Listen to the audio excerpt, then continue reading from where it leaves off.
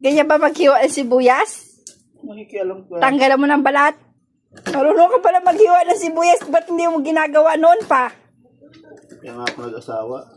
Ang kapal talaga ng mukha mo. Malamit ko. Tama na yan. Ganyan lang.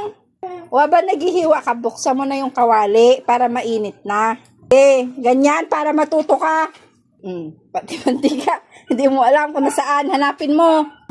Alam mo, ano tinuturo mo? Oh. Wala pa yan Para matuto ka nga, 'di ba? Sabi ko sa'yo, para sa susunod kung sakali mamatay ako, marunong ka magluto. Sana po nanilit ng asawa ko para muna ako magluto. Lord, pag namatay si misis ko, hanap na ako ng pangasawa yung hindi mabunganga. Yung sardinas, ilagay mo na yung dalawa. Takinang yan. Buksan mo!